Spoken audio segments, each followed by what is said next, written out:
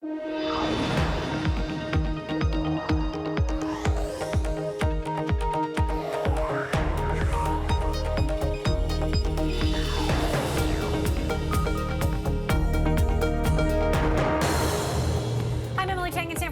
this is Bloomberg Technology. Coming up in the next hour, the FTC approves a record privacy settlement against Facebook, fining the company $5 billion in connection with the Cambridge Analytica data scandal. Does this change Facebook's future? Plus, act like a bank, then be a bank. That is what President Trump wants Facebook to do if it launches its new digital currency. Like many lawmakers, why the president, too, seems to have a little love for Libra.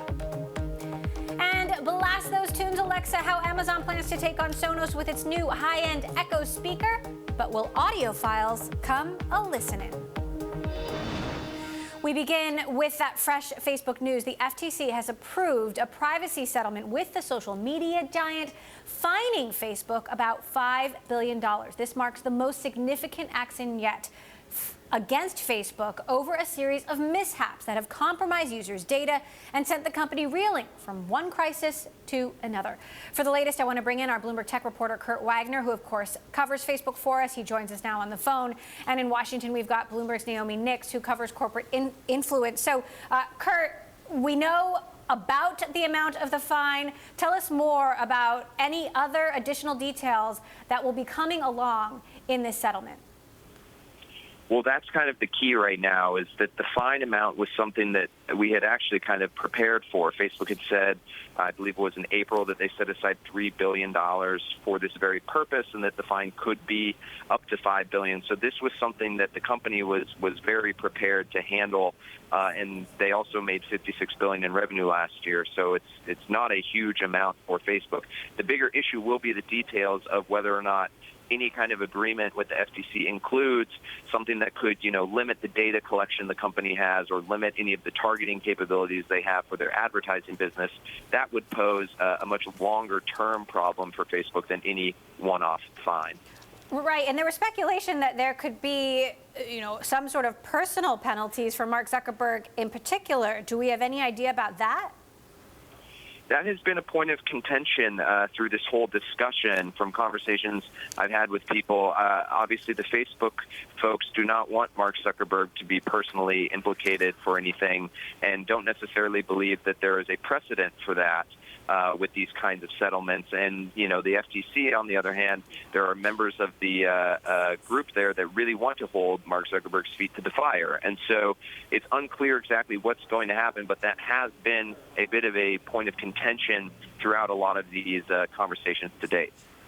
Now, Naomi, this is by far the biggest fine from the FTC to date in any case, and certainly in a privacy case. You got to go back to 2012 when the agency fined Google $22.5 million, and yet my inbox already filling up with opposition groups saying this isn't enough. For Facebook, this is a slap on the wrist. It's a huge company, and $5 billion for a Facebook-sized company is a drop in the bucket. What's the general take on the action that the FTC has actually taken here, at least at the high level that we know?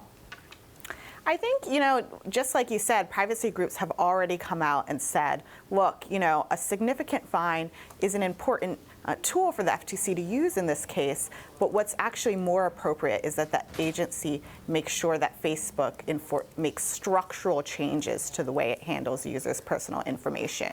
And so they're saying, look, this is appropriate, but it's not enough, it's not sufficient. We'd like to see more. We'd like to see, real meaningful actions and penalties imposed on Facebook in terms of the way it handles privacy for its users. Oh, all right. Well, we're going to be waiting for more details. And Kurt, I know you'll be trying to get them all for us on whether or not there are any structural penalties that Facebook will face. Kurt Wagner, who covers Facebook for us, on the phone. But Naomi, please stay with us. In speaking of big tech in Washington, freshman Senator Josh Hawley is going to war, apparently, with Silicon Valley. Last month, the Missouri lawmaker introduced a bill that would strip big tech companies of the immunity they receive from legal liability for user content. At first, his idea to make big tech companies prove their political neutrality to maintain immunity failed to be taken seriously. Now he has got the backing of the president.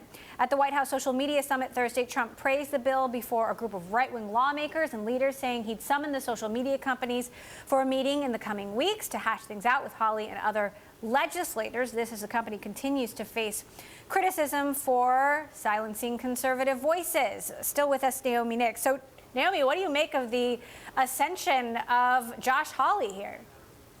Yeah, he's really made quite the splash here in Washington in the tech policy world, most recently for introducing that bill, which got a lot of skepticism from even conservatives who said, look, that's giving the government too much power.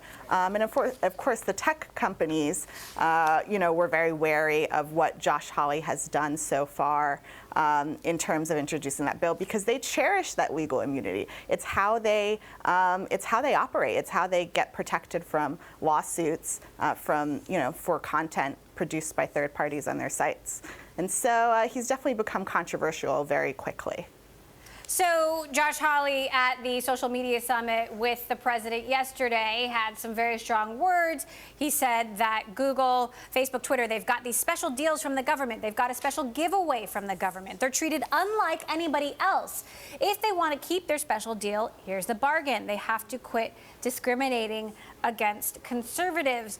Naomi, this is a familiar argument that we've now been hearing from conservatives for some time, but does having the president backing Hawley taking on this particular issue mean that anything might actually change? I don't think so necessarily. Republican lawmakers and President Donald Trump have repeatedly talked and complained about conservative bias by tech companies, but we haven't seen meaningful legislation get a lot of traction on the Hill. And I think what we're really seeing is really a political dynamic where Republicans are going to complain about alleged biases from tech companies, but not necessarily do much policy-wise to address that issue. All right, Bloomberg's Naomi Nix for us in Washington. Naomi, thank you so much. Senator Hawley, of course, isn't the only one with a bone to pick with social media. Tennessee Senator Marsha Blackburn also attended Trump's social media summit on Thursday and had some strong words. Among a litany of issues regarding tech regulations, Blackburn is calling on Snap in particular to take steps to protect younger users. In a letter to Snap, she called the platform's disappearing videos a, quote, child predator's dream, and said the company fails to provide parents with adequate warnings about adult content on the platform. I sat down with Senator Blackburn to discuss the tech antitrust debate and talked about her biggest concerns over Snap. Take a listen. There are cases where predators, child predators, pedophiles have been arrested, convicted.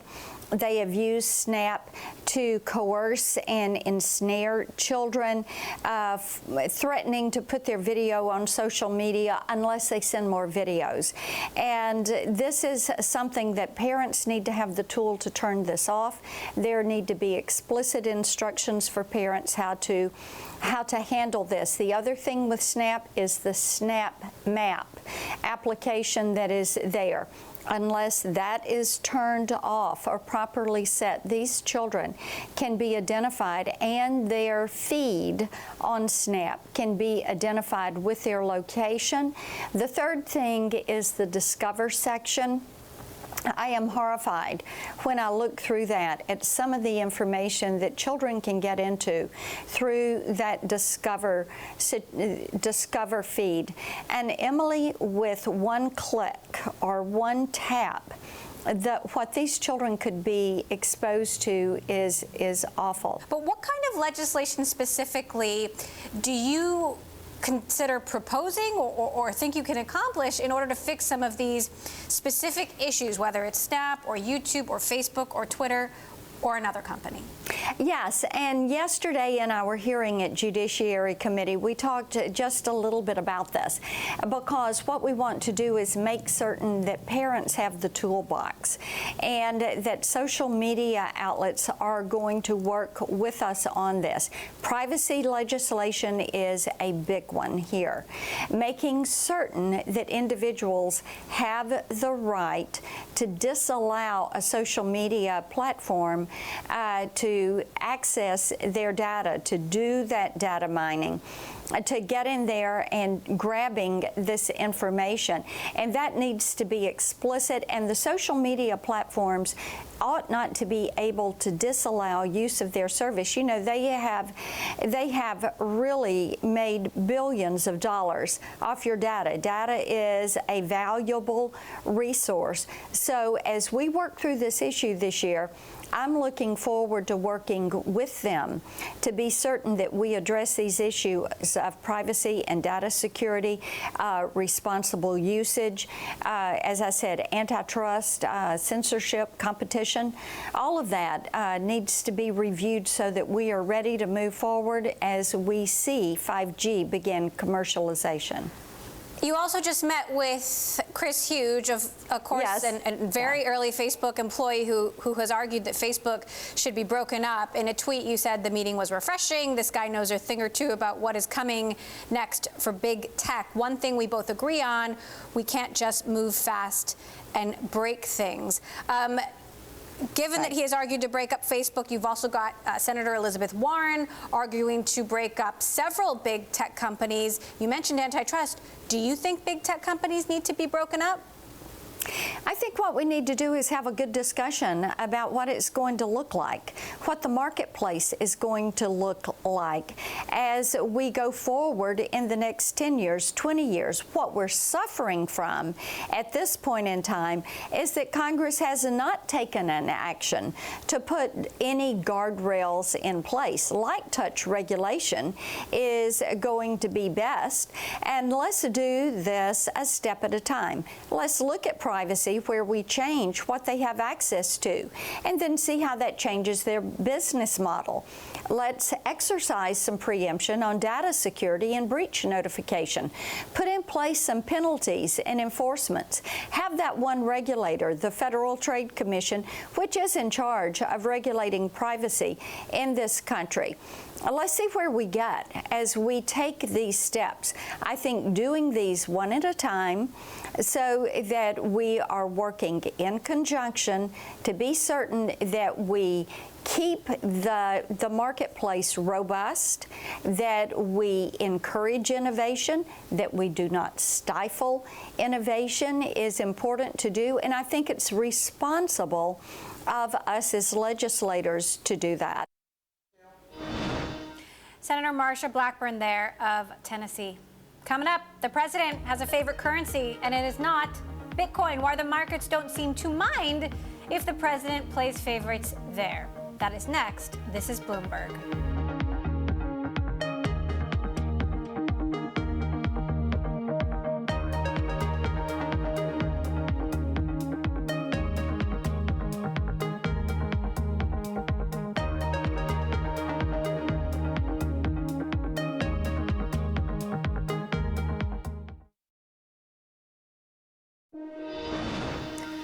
President Trump has kept up the offensive, this time lashing out at Facebook's cryptocurrency plan, Libra. Today, the president taking aim at Facebook's Libra proposal on Twitter, writing in part, "I am not a fan of Bitcoin and other cryptocurrencies, which are not money and whose value is highly volatile and based on thin air. Facebook Libra's virtual currency will have little standing or dependability. We have only one real currency in the USA. It is called the United States dollar." For more, I want to welcome back, who else but Sunny Singh, Chief Commercial Officer at BitPay. All right, your reaction there to the president's words. Yeah, I mean, I think it's interesting that we're talking about the president talking about Bitcoin in the last couple of years.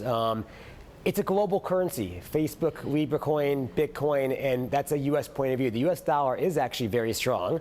And so maybe people in America only have 1-2% of their assets in crypto. But if you're in Thailand, India, Indonesia, Brazil, Argentina, you might want 5%, 10%, 20% of your holdings into crypto. You need it as a form of global commerce to use to spend money around the world, and you might trust your own currency the way you do with the US dollar. So he is partially correct about that, but from a global perspective, Libra and Bitcoin and other digital currencies serve a real value. That said, other lawmakers are incredibly skeptical of Libra. They have skewered Facebook's plan. You've got the Fed chair also criticizing Facebook's plan. And I wonder, is this going to be an issue on which Republicans and Democrats find common ground? And is that not good news for cryptocurrency and Libra? Yeah, so I think they're just kind of upset at Facebook for other issues, and Libra's being thrown into that. And they're going to have a lot of explaining to do next week when they go to Capitol Hill. But Facebook Libra coin has a true value prop around the world. They need to understand, the regulators need to understand how that works, and Facebook needs to explain to them. And maybe one option is to start with countries in Asia or outside of Europe or America that are against it right now, and show how it's being worked by these type of countries versus the impact it could have in America or Europe. All right. Bloomberg spoke with Betsy Grisek of Morgan Stanley earlier about this particular issue of regulating cryptocurrency and Libra in particular. Take a listen to what she had to say. The regulators will require any new entrant into the payment system to operate under the rules that exist for all the banks today. You cannot have an off-ramp that enables you to circumvent these rules, especially when you're talking about the world's reserve currency. Is Facebook trying to get around something here? No. So just like Bitcoin, they'll have to do KYC, AML policies throughout. Facebook will need to get an e-money license in Europe, money transmissions license in America, a New York Bit license, which BitPay got several years ago. And all that's going to take time. And if the regulators are against you, that can definitely slow down that process. So Facebook has their work cut out for them, but there's no circumventing this type of stuff. They will have proper AML and KYC policies in place. Now, there are also folks in the industry itself, the co-founder of Ethereum, for example, saying that this could destabilize the blockchain. Do you agree? I actually disagree with that. I think it brings credibility to the whole industry. Most people in the industry want regulations. This will make regulations more clear to the existing Bitcoin blockchain companies in the space. And again, it makes more people accessible now to cryptocurrency. Facebook's got 2 billion users all over the world, and they'll be able to quickly and easily, securely and safely be able to purchase cryptocurrencies, whether it be Libra or other type of cryptocurrencies, in a safe manner.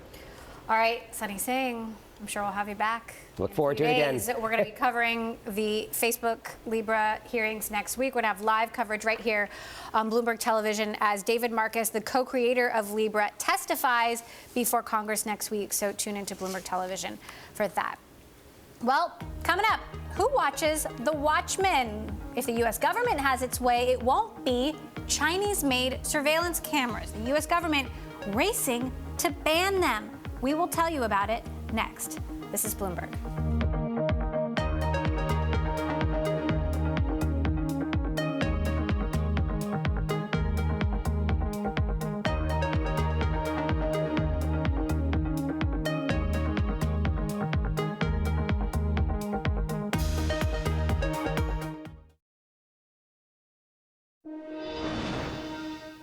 Well, it's not just Huawei equipment that the U.S. government has problems with. It's also racing to remove Chinese security cameras from its own agencies and offices.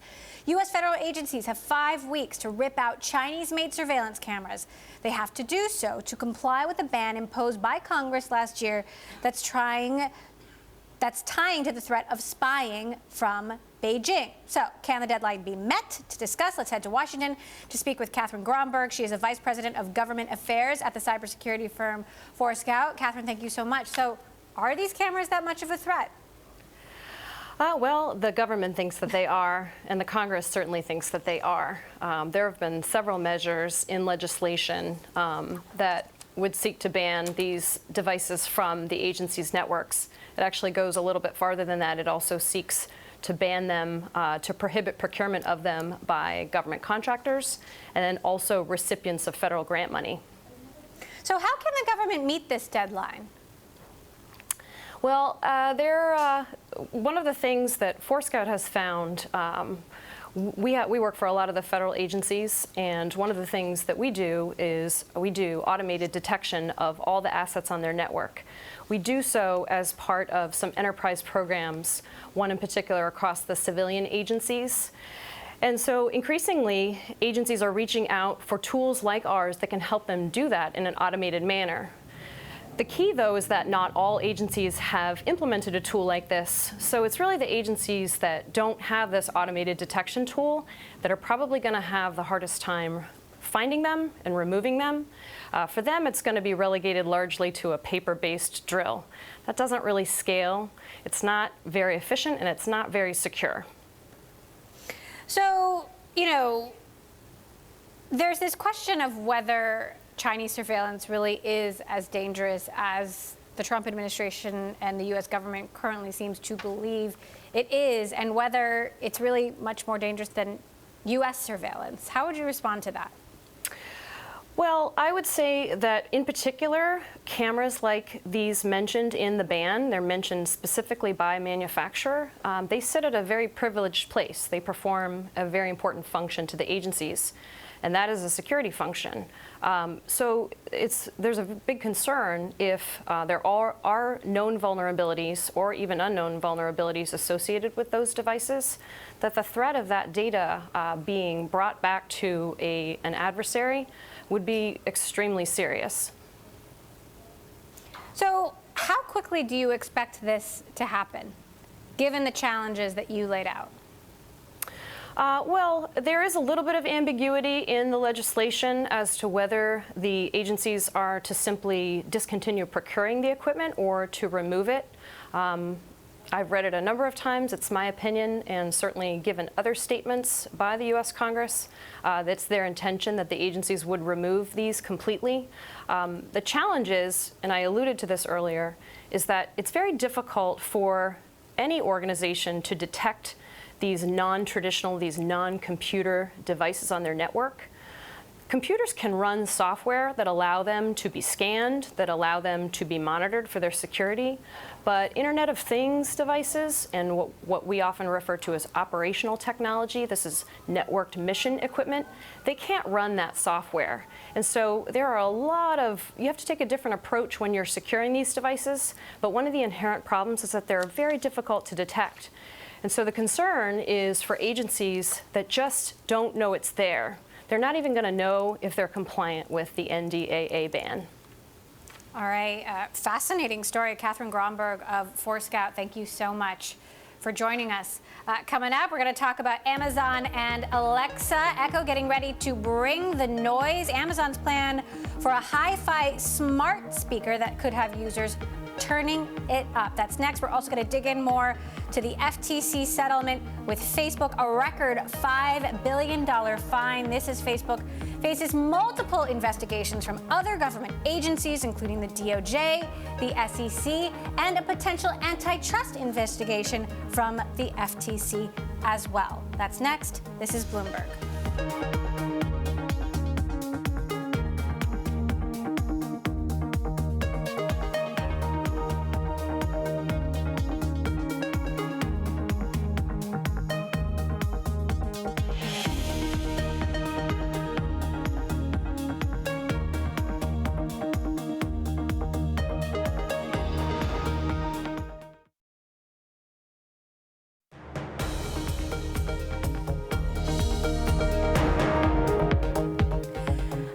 And this is Bloomberg Technology.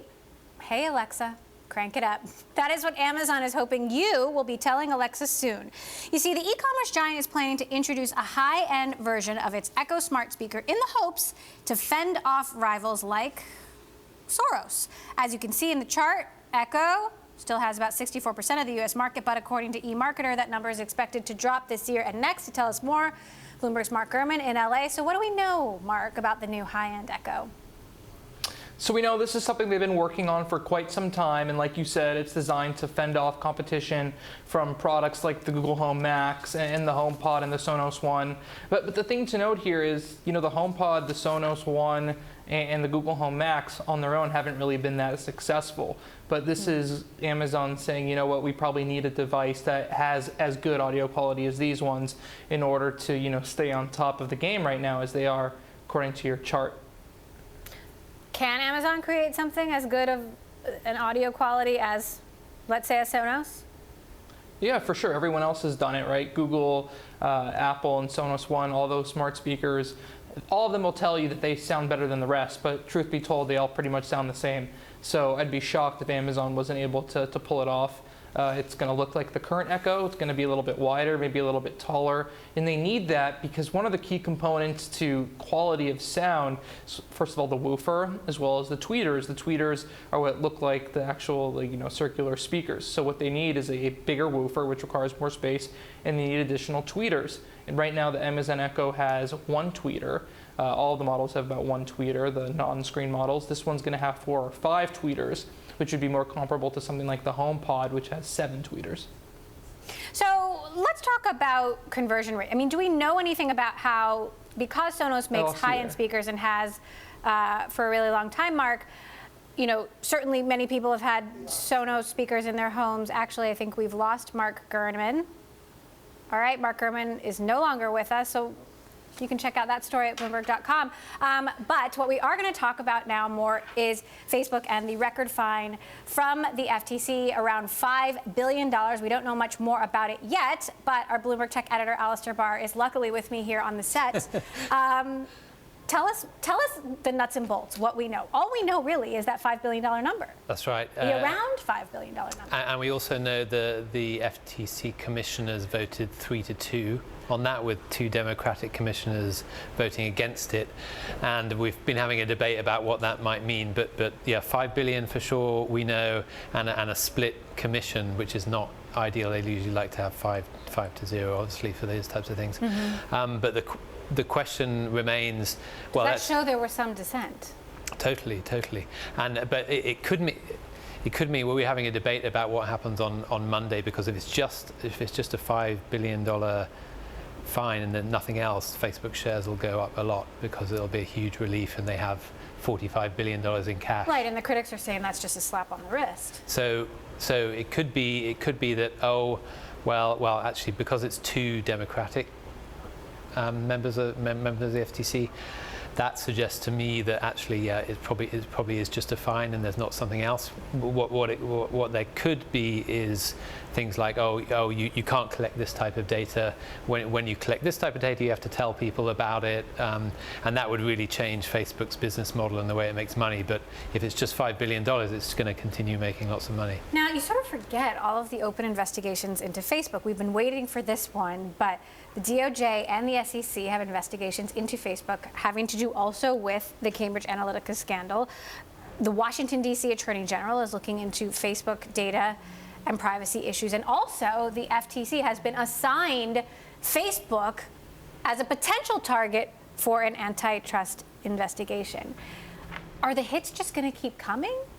I think this one was a really big hit. I think the risk, there could be a really big risk on the DOJ side, I think, because they have, I would say, a lot more power than the FTC to take action. But in that case, the DOJ is likely looking into what Facebook said about Cambridge Analytica and whether it committed fraud or made some other sort of mistake that could take it from a civil fine into some other type of realm. I'm not saying that they did anything like that. We don't know, but that's the type of thing the DOJ does look into, and we don't really know anything about how that investigation's going. But that would be a bigger risk.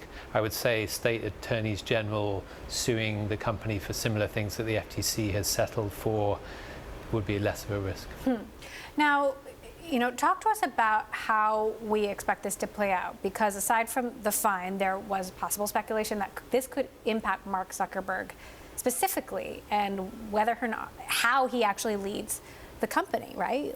Do we have any information about whether or not that's going to happen? We've written about that before today, where they were having a debate about whether to somehow censure Mark Zuckerberg in some way, and there was a debate between the commissioners about that, and I suspect that's partly why the two Democratic commissioners voted against this settlement.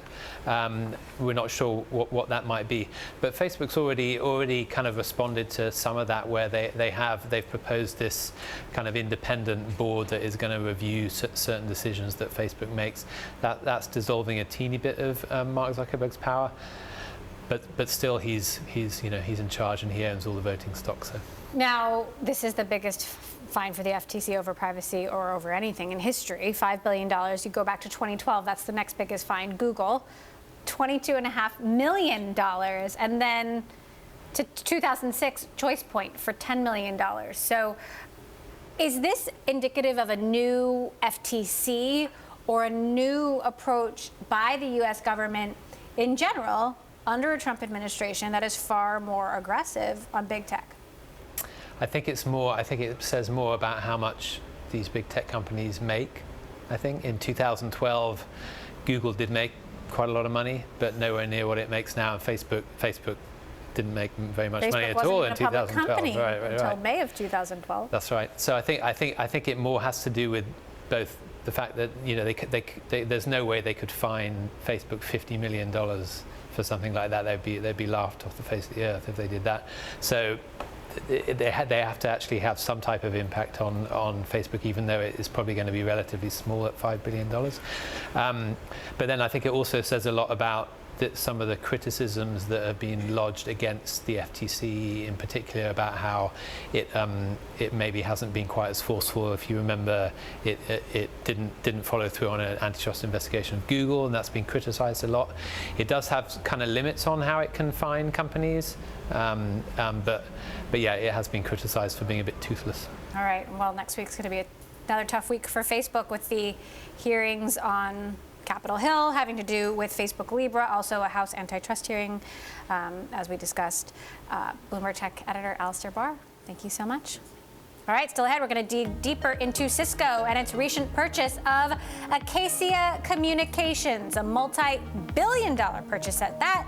We're going to hear from a Cisco executive about why this bet on the future. That is next. This is Bloomberg.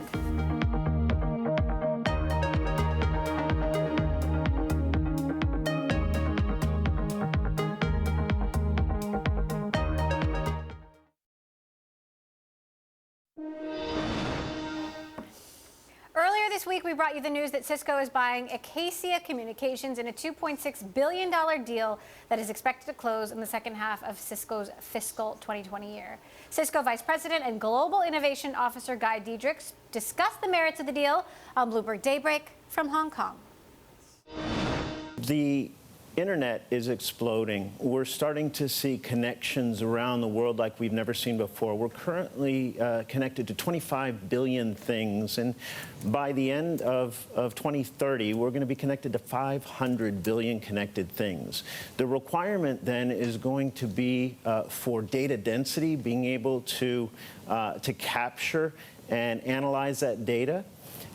It's going to be around speed, so getting an ability to very quickly disperse that data. And then it's going to be around low power consumption. All three of those boxes are ticked by Acacia. Okay, so in a technological sense, sounds like a pretty good marriage, but how about in a business sense? Because a lot of Acacia's existing customers are competitors of Cisco, and I'm thinking about Huawei, Nokia, ZTE. Can you identify any potential difficulties there? No, that isn't the rationale behind the acquisition. You know, we're a global company. We operate in 120 countries around the world. I run a program called Country Digital Acceleration that works directly with 30 countries and their leaders to help them digitize faster. The Acacia acquisition will help us serve them better. Will it also help you sell to big giants like Amazon and Google? We certainly believe so, absolutely. It is a bit of a game changer for us from the standpoint that it gives us a relevance, it gives us a technological advantage moving forward to meet the needs of our customers as we see this massive explosion in the digital age. Guy, just before we had you on, we were talking about all of these concerns over surveillance cameras made by China. Of course, we have ongoing tensions when it comes to Huawei as well between the U.S. and China. Have any of these issues have any impact on your business, especially when it comes to the deployment of 5G networks? No, and the reason is because we're in the infancy of 5G. People keep referring to it as a race, and we take exception with that. It's really not a race because that denotes it's a sprint. That there's going to be one winner. And it's going to happen quickly. In fact, we're in the infancy of 5G technology and evolution, and it's going to be much more like a marathon. Cisco Vice President and Global Innovation Officer Guy Dietrich there. Now, let's turn to travel and a Hong Kong-based startup that helps travelers with bookings and other information. Klook, it is called, has investors including Sequoia Capital China, Goldman Sachs, SoftBank. It says it aims to attract more users in the United States and Europe while maintaining growth momentum in Asia. Klook's co-founder and COO Eric Fa spoke with Bloomberg Daybreak Asia in Hong Kong.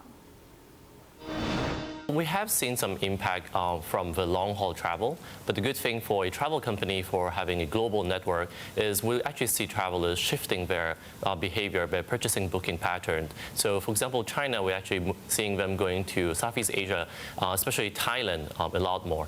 And then with the Korea and Japan shift, actually Vietnam is becoming more and more popular.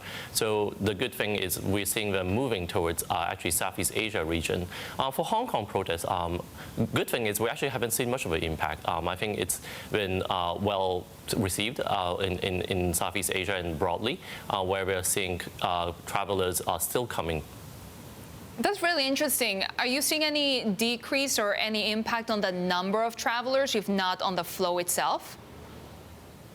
Not exactly. I think travelers are still very keen to go out to explore, and partly because Asia is still emerging markets, right? Southeast Asia is still really scratching the surface in terms of outbound travel. And China last year, over 135 million has gone out. So we're actually seeing strong momentum still, but the momentum definitely is being concentrated a bit more within the regional travel, within APAC, Asia Pacific. How about Klook's presence internationally? Are you looking at expanding into more countries? Absolutely. I think right now we started within Hong Kong and then grow within Asia Pacific. And since last year, we've expanded into Europe and US. So we're actually seeing strong momentum right now between APAC and Europe and vice versa as well. Now, running into the Tokyo Olympics in 2020, we definitely will see more people traveling from the West as well coming to APAC and especially Japan. Now, you've raised more than $500 million in 5 financing rounds recently. You got some plans for more? Well, I think it's inevitable in fundraising as we grow, especially growing into a global player. Most importantly, it's about growing the users and then growing our services. So this year, with the backing of SoftBank, we plan to double down in APAC and especially in Japan. As I mentioned, with Tokyo Olympics coming up, there's so much more that we can do. At the same time, we do see there's a great opportunity in the global markets, including Europe and US. So since our expansion there, we already have a team of about 50 people and plan to expand to over 100 people by the end of the year. So your plans include acquisitions? I would say that we're opportunistic for the acquisitions, both from an upstream and from a traffic perspective. But for the time being, I would say that we've seen strong momentum continues with our own organic regional expansion. So we'll put more actually within our own team. So by now, we actually have about 1,200 people stationed across the world in over 20 offices, and mostly in APAC, but now also expanding in the US and Europe. Eric Fa there, Klook COO and co-founder. Still ahead, Ford and VW are joining forces on electric cars. How the two automakers are prepping for tougher international emission standards next. This is Bloomberg.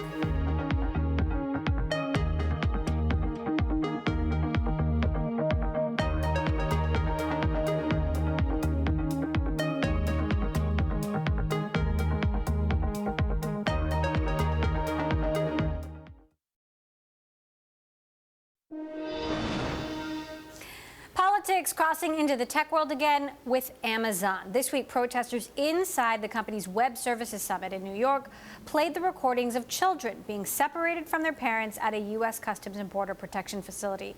It came during Amazon CTO Werner Vogel's keynote speech. The protesters want the company to cut ties with ICE. An Amazon Web Services spokesperson said in a statement that companies and government organizations should use technology responsibly and lawfully. Volkswagen and Ford are teaming up on electric and self-driving cars. Expanding upon an established alliance, VW will invest $2.6 billion in Ford's autonomous car partner, Argo AI, in a deal that values the operation at more than $7 billion. This after the two auto companies announced in January that they would join forces to build pickup trucks and commercial vehicles. Bloomberg's David Weston sat down with VW CEO Herbert Diess and Ford CEO Jim Hackett to discuss. You know, we are in close relationship with some of our Chinese partners, but we are big enough. We have economies of scale. But what is to come to automotive industry is really big efforts, big investments in autonomous, big investment into electric vehicles, and it just makes sense for two big companies to share some of the efforts, which will make both companies faster and more efficient. How does this fit with your restructuring in Europe? Well, I've explained that it helps the Renaissance. In fact, this idea came in parallel as we were working on the autonomous problem. Last year in November, I was happening to watch one of my favorite football games at halftime, the Ohio State-Michigan game. I picked up the phone and called Herbert and said, as we're working through this technology, you know, it occurs to both of us that there's opportunity to expand the nature of this. And he said, look, you've got to take a look at this MEB architecture, and it's quite humble, but it's really extraordinary engineering. And so it just started to fit together. And because these teams were having these early discussions, it was easy to throw that into the mix and say, try and rationalize that. When we made the first announcements in January, we were right in the middle of that, and you know, we had a lot of work to do. So I'm not worried that here we are in July announcing these two facets of the alliance, because it really is going to be just in time for when we need it. Interesting. You had time, by the way, in the Ohio State-Michigan game, because we didn't do so well in that game, as I recall. I'll let you comment on that. No, I won't comment on that. But we just talked about the timing of all this. Is this fast enough? Because we're watching, particularly in Europe, to some extent China as well, the governments are really pushing forward on emissions-free technology. Will this be in time to really help Volkswagen, for example? We think we are right in time. We will, when emission really starts to get tough, which is 2021, we will be right at the market with all this new technology, driven by our ventures in China, because we have a high market share in China, about 18%. So only to comply, we need 1.5 million vehicles per year, EV vehicles per year by 25. So we're investing heavily in China. We're using that scale to be very competitive in Europe, adding scale from Ford will make us even more competitive. That will accelerate probably the transition into EV cars, and which will help both companies considerably. You mentioned the MEB platform that Volkswagen has here. As I understand it, that gives you flexibility in what kind of vehicle actually you'll build on this platform. Initially, is it going to be passenger vehicles? Is it going to be SUVs? Is it going to be utility vehicles? What's it going to be? Well, it is initially passenger vehicles, but that we're not limited. And I just want to add, you know, Ford intentionally is compliant in Europe and will be in addition with the MEB. So it's just a faster way for us to make this conversion. What about Latin America? I mean, you have an operation there too, and you are cooperating, as I understand, on some things with some smaller trucks. Yeah, as I came into the industry 2 years ago, I learned that Ford and VW had a JV in Latin America that actually did very well, I think, and has stopped. And I think the difference this time is the nature of the products that we're working on and the kinds of issues that we're addressing happen to be forward investments. That's the better kind of challenge, because it causes a win-win for both sides. It causes a higher engagement because we're on deadlines to try and meet targets. So I have a little more optimism with this phase of what's been a good relationship between VW and Ford over the years. Let's talk about the form form of the deal because it's a joint venture. Joint ventures offer certain opportunities. They also offer some challenges as opposed to a total integration. How do you take two fierce competitors in Volkswagen and Ford and have them cooperate some of the time and compete some of the time? I think it's possible. We have a good track record now. In the old days in Latin America and also in Europe, we shared some plants and technologies a few years ago. The teams come along quite well with each other. I think we share some values. We have a, let's say, quite synchronized view on what's going to happen in our industry over the next years. And we are really complementary. Now, Ford is very strong here in the United States. We are a relatively small player. We are strong in China and in Europe. In Latin America, I think we are fully complementary. So we can help each other a lot. And we do this partnership on the basis of project by project. And what we decided so far is all very promising, I would say. VW CEO Herbert Diess there, along with Ford CEO Jim Hackett. And that does it for this edition of Bloomberg Technology. Next week, we will be all over the hearings on Capitol Hill. Facebook called to testify about its Libra cryptocurrency project. We will be covering that, as well as Facebook and Google going before the House to talk about antitrust. Tune in to Bloomberg Television next week for that and more. And that's it for Bloomberg Tech. It's Friday. Have a wonderful weekend, everybody. We will see you on Monday.